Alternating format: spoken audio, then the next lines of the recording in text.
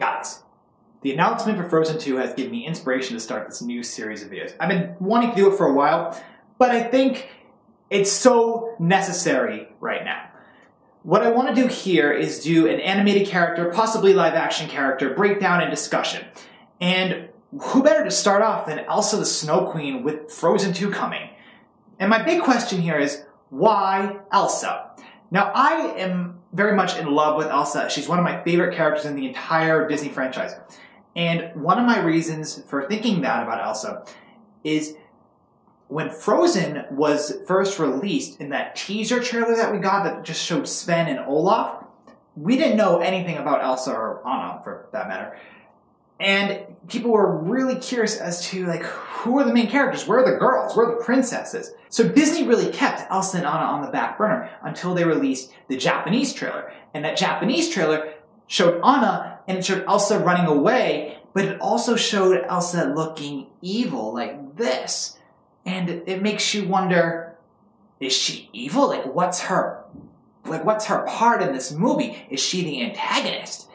And she's not, as we all know.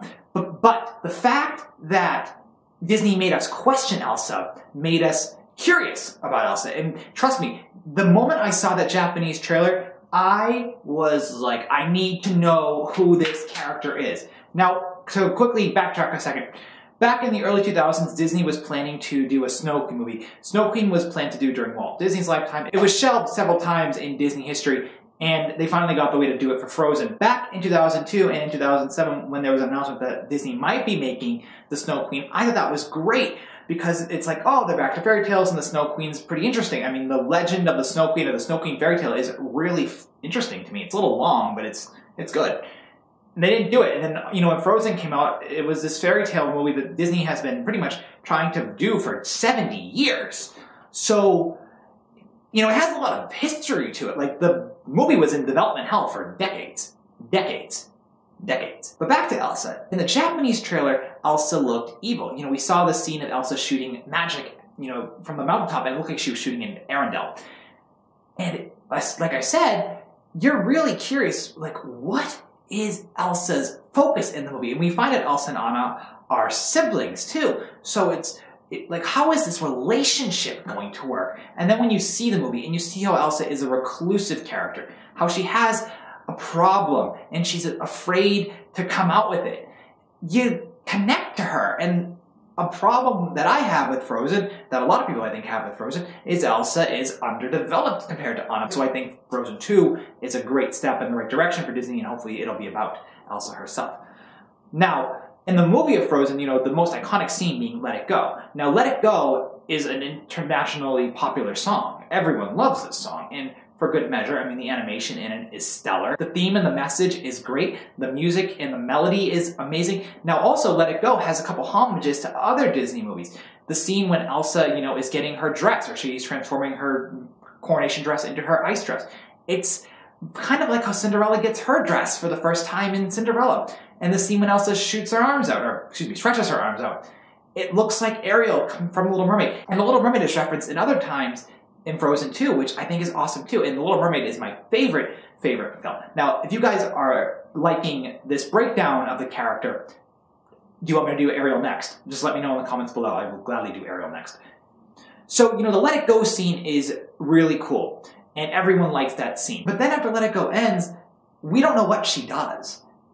But people like to see things they don't know about. We are curious. We want to know what she did in that castle when Anna was going up the mountain to find her. We want to know what she ate. We want to know what she did. Like, we really are curious. Like, what is she doing? I definitely think, you know, her reclusiveness and her sister relationship to Anna is a big factor, you know, because that way Disney can pull the sibling relationship. Now, I have a thing to talk about siblings, which I'll talk about when I get into Elsa in the fan-made community. And then, you know, in the scene when she's fighting the Duke of Wesselton's guards, and she looks really powerful. You know, she has powers. I think the magic powers is what makes Elsa the most interesting overall. Rapunzel had magic powers as well. However, Rapunzel's magic was through a song. It wasn't through active force of her hands or even through her own, you know, lack of will. Because, you know, the Winter was cast because Elsa couldn't control her magic. And Tangled, which is a great movie as well, and Tangled is amazing to me. I love that movie, and I love Rapunzel. She's like my 4th favorite Disney character overall. But she doesn't have the grab that Elsa does with the magic, because Rapunzel's magic is, it's healing. Elsa's magic, not so much it's destructive, which it is, or it can be, but it has a whole breadth of power that Rapunzel's doesn't, which I think is interesting, because Elsa's like a superhero, in all honesty, which is really cool when we see her in Once Upon a Time. Now, to get into Once Upon a Time's version of Elsa, when she appears for the first time, we are like, is she a villain? Is she gonna rival Rumpelstiltskin because she was in Rumpelstiltskin's vault? What is her goal? She destroyed that urn. She looks evil. Is Disney going to make her the original Snow Queen as well? There's a lot to happen with Elsa in Once Upon a Time. And then their approach to her was beautiful. I've talked about Elsa's approach in Once Upon a Time several times, but I can't help but reference it because it's one of my favorite scenes ever. And if you don't watch Once Upon a Time, watch the Frozen arc, because it's really good and it acts as a secondary sequel. And my big question for Frozen 2 is, what will the plot be? And like I said in my Frozen 2 announcement video, what do you guys think it'll be? I would love if Disney references Once Upon a Time again and brings back the original Snow Queen to rival Elsa. I think the fact that Elsa could have been a villain in both Once Upon a Time and in Frozen itself is key into why people like her. People tend to gravitate towards the villains. Even Disney gravitates towards the villains with Maleficent. Once Upon a Time, revamping the Evil Queen, revamping Peter Pan. All things like that. And that makes sense, because the villains have a lot more free will, or just freedom overall, but we still like the protagonist, but the villains have the fun songs, Poor Unfortunate Souls, like I said. A great one. I just think the fact that she could have been evil in both franchises is something that people like. They want to see that twist. Like, is she evil? Is she just misunderstood what she is in the film? So there's a lot that could happen with Elsa. There's a lot that does happen with Elsa. She is the breakout character from Frozen. People love her. I'm making a video about her, showing how much I love her, and I'm talking about her. There's a reason why people like Elsa and want to see more of her. And in Frozen Fever, Elsa was the focus of Frozen Fever. Make sure to check out my review of Frozen Fever here. I was enthralled with Frozen Fever. I adored it. I thought it was awesome. Because it was Elsa-based. We're off of Anna. Anna is great. Anna's developed. Anna is a great Disney princess. And I could talk about Anna for a while too. However, like I said, I want to see more Elsa, because Elsa seems to kind of get the short end of the stick with the development. But then again, Once Upon a Time, she's super developed because she becomes the core focus. I said a few minutes ago, I want to talk about Elsa in the fan-made community. Elsa has so much popularity, obviously, but she's so popular that people are making her look like a guy. They're gender bending her. And I'm okay with that. They're ponyfying her. And I'm okay with that too. I like the fact that people want to gender bend Elsa. I think that's a cool idea. Guys have covered Let It Go really well. It's a great song, so people should be able to sing it. Guys and girls, not just girls. And, it just makes sense because she just is such an impactful, amazing, interesting character that she affects both men and women, or boys and girls, or anyone. I would have liked Frozen just a little bit more if Elsa was a guy, actually, because it would have been a sibling relationship, but a brother-sister relationship, which I've never seen in Disney. And to have Elsa become the Ice King or the Snow King as opposed to becoming the Snow Queen. That would have been really cool. Maybe they'll bring a Snow King in Frozen 2. Do that, Disney. Bring in the Snow King.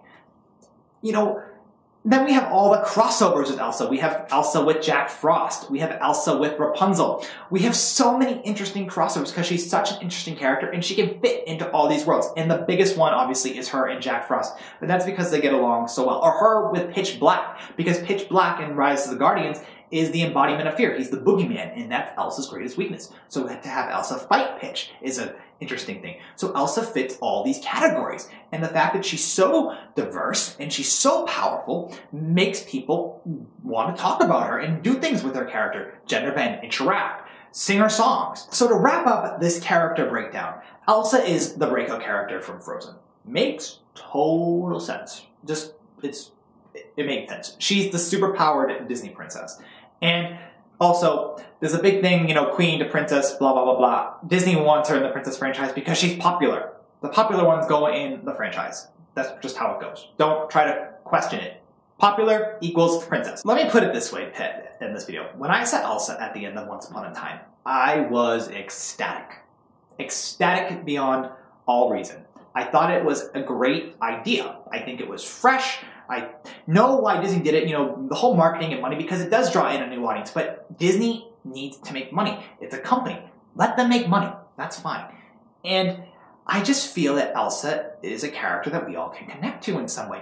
She's not always happy.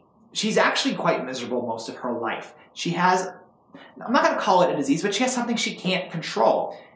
And it's just so interesting. And the fact that she could have been evil, and the fact that she has powers, just make her an eye-appealing, eye-grabbing character. And just her animation is completely stellar. And her singing voice, and Dina Menzel, obviously her speaking voice too, is top-notch.